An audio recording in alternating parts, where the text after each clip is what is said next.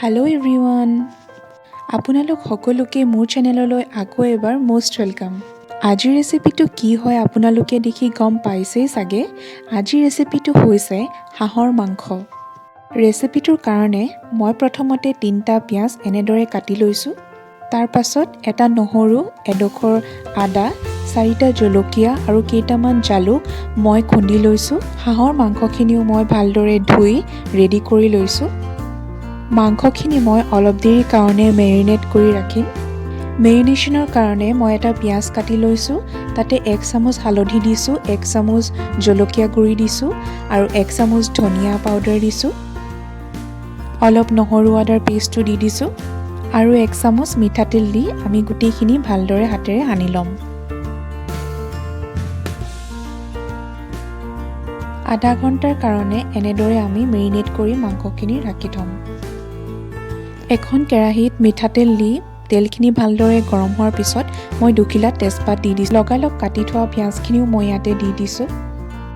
1.5 চামুচ হালধি পাউডাৰ দিছোঁ আৰু পিঁয়াজখিনি গল্ডেন ব্ৰাউন হোৱালৈকে ভালদৰে সিজাই ল'ম। এয়া পিঁয়াজখিনি গল্ডেন ব্ৰাউন হৈ গৈছে। এতিয়া মেৰিনেট কৰি ৰখা মাংসখিনিও মই ইয়াতে দি দিম আৰু গোটেইখিনি ভালদৰে মিক্স কৰি অলপ দেৰিৰ কাৰণে সিজাই ল'ম। এতিয়া মই ইয়াতে প্ৰয়োজন অনুসৰি নিমখ দি দিছোঁ আৰু গোটেইখিনি ভালদৰে মিক্স কৰি 5 মিনিটৰ কাৰণে ঢাকন দি সিজাই ল'ম। 5 মিনিটৰ পিছত মই ইয়াতে নহৰু আদাৰ পেষ্টখিনি দি দিম আৰু লগতে মই ½ টেবুল স্পুন ধনিয়া powder, ½ tablespoon meat masala powder আৰু ½ tablespoon red chilli powder দি ভালদৰে মই মিক্স কৰি আৰু 5 মিনিটৰ কাৰণে ভালদৰে সিজাই ল'ম।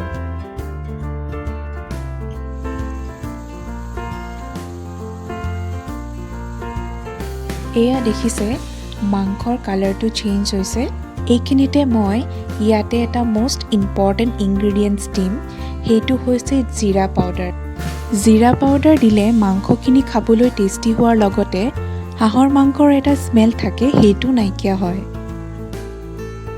মই ইয়াতে 2টা আলু সৰু সৰুকৈ কাটি দি দিছোঁ আৰু ভালদৰে মিক্স কৰি লৈছোঁ। এতিয়া মই ইয়াতে 1 কাপ পানী দি গোটেইখিনি ভালদৰে মিক্স কৰি ল'ম আৰু 10 মিনিটৰ কাৰণে ভালদৰে সিজিবলৈ দিম।